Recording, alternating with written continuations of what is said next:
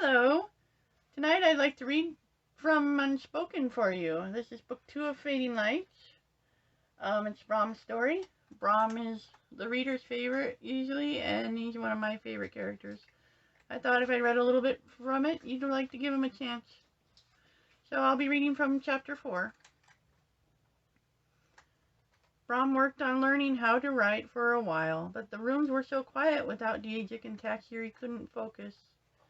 When he glanced up, he happened to catch his reflection in the mirror. As happened sometimes, the brilliant green of his magic shone through the glamour spell Diejik had placed on his eyes. The reflection didn't last long before it faded to the more common and safer brown color provided by the glamour. Brahm got up, then wandered over to the large table in the middle of Diejik's room. On it was a canvas map of the world. It was well-worn and ancient looking, with several names crossed out and rewritten where kingdoms had come and fallen. The latest one was Silver Shore. It was crossed out entirely. The darkness had claimed it once they'd left. Little pins with different colored heads stuck out of the map, usually one alone in the sea of darkness. The pile of dull blackened pins that represented the fallen boys lay next to the map. The pile was growing larger than the amount of pins still in the map representing the boys that were still alive. Every time one fell, the darkness bled into the area and claimed it. Diejik had only managed to save 3 of them so far, despite all his efforts: Brahm, Finn, and Rax. Finn wasn't quite pretty enough or old enough to be a Quahier, and Rax was far too young to tell either way. Diejik was teaching them worker skills just in case, and they were kept in a separate room. Brahm touched a few of the pins in the map gently. Sometimes his magic would give him a glimpse of the boy connected to it, but not often. The only one he ever saw or felt regularly was the farm boy. He glanced at that pin. It wasn't far away, but it was pale-colored because despite their efforts, they hadn't been able to find that boy. They all sensed him. They knew he was there. He was the key to it all, the reason Diejik had moved them there. But he might as well have been just a ghost for all they'd been able to find of him. He furrowed his brow, and his fingers trailed up to play with the large pendant around his neck. Diejik had given it to him, and he never took it off. It was supposed to hold a spell that would bring Diejik to him if he was ever in trouble. They hadn't tested it, though. Diejik was concerned it would only work once. He turned away from the map and went to the doors on his balcony. He pulled the curtains back so he could look out. It was night now, but it never got pitch dark. Not with the angry red clouds swirling above them. It was not a beautiful view. The ground below was barren and scorched. Blackened sand as far as he could see, except for the tiny town nearby. But that was all ugly boarded-up buildings. The boards were the only things that stood between the inhabitants and the Caruth that hunted at night. Diejik was a Caruth, but he wasn't like the ones out there. The wild Caruth were evil. They flew about, killing and destroying everything they could in the darkness. He saw a Caruth fly into the town. It perched on one of the buildings. Brahm had seen Diejik in his Caruth form before, but Diejik still looked mostly like a Bessie, even then. This creature was far more twisted in appearance. It had long, thin legs. Its arms were too long and tipped with long fingers that ended in razor claws.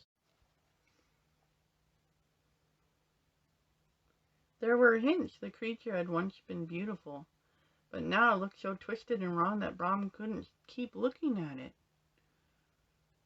He looked away, trying to still his pounding heart. Fear stabbed through him. He was pretty sure those horrible red eyes had been looking right back at him. He shut the curtains quickly and backed away from the doors. The Caruth weren't supposed to be able to come in, but one wasn't supposed to look directly at them either. He turned and hurried to his bed, picking up his favorite book and flipping the pages that had beautiful paintings of forests long dead, and the adorable creatures that had once pranced through them. There was a story of the Bessie, and how they had once ruled the forests. They had lived in harmony with creatures there, before the maze gates let darkness into the world.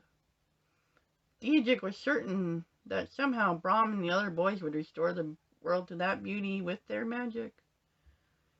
Brahm didn't understand it, but he believed pretty much anything Dejik said. His magic didn't feel restorative to him, though. He had frozen and shattered the darkness once.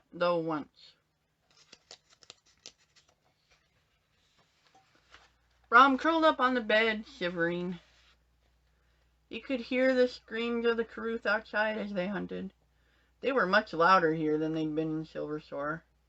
He jumped when there was a bang on the wall and he could hear something scrabbling up it.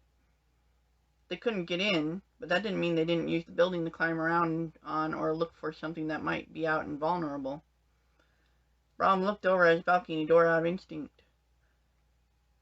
Though the curtains, he saw distinct red eyes staring at him.